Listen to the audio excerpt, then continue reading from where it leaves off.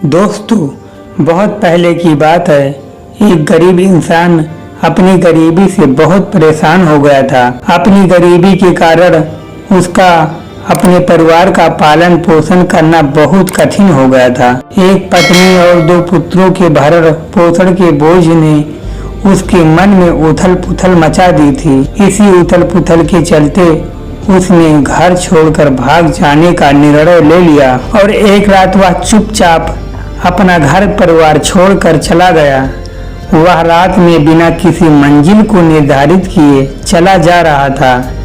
जब वह एक नदी के किनारे पहुंचा तो उसने देखा वहां भगवान बुद्ध अपने शिष्यों के साथ डेरा डाले हुए हैं।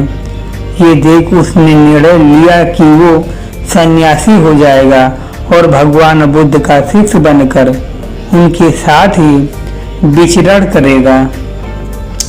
ये निर्णय लिया कि वो भगवान बुद्ध के डेरे में जाकर उनके चरणों में गिर गया और उनसे विनती करने लगा कि वो उसे अपना शिष्य बनाकर अपने साथ ही रख ले। भगवान बुद्ध ने उस गरीब इंसान पर कृपा करके उसे अपना शिष्य बना लिया। उसके बाद जब भगवान बुद्ध और शिष्य का काफिला आगे बढ़ा तो वो भी उनके साथ ही चल। गर्मी का महीना था। भगवान बुद्ध का काफिला चलता चला जा रहा था। जब वो एक जंगल में पहुंचे तो सभी लोग पेड़ के नीचे विश्राम करने के लिए रुक गए। गर्मी के कारण भगवान बुद्ध को काफी जोरों की प्यास लगी थी। उन्होंने अपने नए शिष्य से कहा, यहाँ पास में सरोवर है, तुम जाकर वहां से पानी ले आओ। भगवान बुद्ध का आदेश सुनकर वो सरोवर से पानी लेने जब वह सरोवर के पास पहुंचा तो उसने देखा कुछ जंगली जानवर सरोवर में उद्यम मचा रहे हैं। परंतु जब वो सरोवर के पास पहुंचा तो सभी जानवर डर कर भाग गए। उस शिष्य ने सरोवर के पास जाकर देखा कि सरोवर का पानी जानवरों के उद्यम मचाने के कारण काफी गंदा हो गया, पर वो बिना पानी लिए ही वापस आ गया और आकर भगवान बुद्ध से बोला, भगवान, उस सरोवर में तो बहुत ही गंदा पानी था, उसे तो पिया ही नहीं जा सकता। शिष्य की बात सुनकर भगवान बुद्ध कुछ देर तक कुछ नहीं बोले। फिर उससे कहा, जाओ उसी सरोवर से जाकर पानी ले आओ। भगवान बुद्ध का यह आदेश सुनकर वो सरोवर पानी लेने चल पड़ा, परंतु मन में यही सोचता जा रहा था कि भगवान बुद्ध इतने गंदे पानी को पिएंगे कैसे।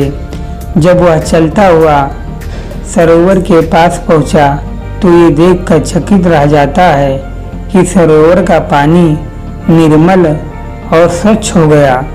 वह पानी लेकर भगवान बुद्ध के पास आता है और उनसे यह प्रश्न करता है कि थोड़ी ही देर में सरोवर का पानी इतना साफ कैसे हो गया। तब भगवान बुद्ध ने उसे समझाते हुए कहा, जब जानवर पानी में उद्यम मचा रहे थे उसका कीचड़ उभर आया था, परंतु कुछ देर बाद शांत रहने पर कीचड़ वापस नीचे बैठ गया और पानी निर्मल हो गया। इसी प्रकार हमारे मन की स्थिति होती है। जीवन की भाग दौड़ और कठिनाइयाँ हमारे मन में उथल पुथल पैदा कर देती है और तब हम गलत निर्णय लेते हैं। परंतु कोई भी निर्णय लेने से पहले अगर हम अपने चित्त को शांत रखें और धीरज पूर्वक बैठकर सोचें, हमारे मन की वो उथल पुथल भी पानी के कीचड़ की तरह नीचे बैठ जाती है और तब हम जो निर्णय लेते हैं वो हमेशा ही सही होता है। इसलिए बुरे समय में इंसान को कभी भी धीरज नहीं खोना चाहिए।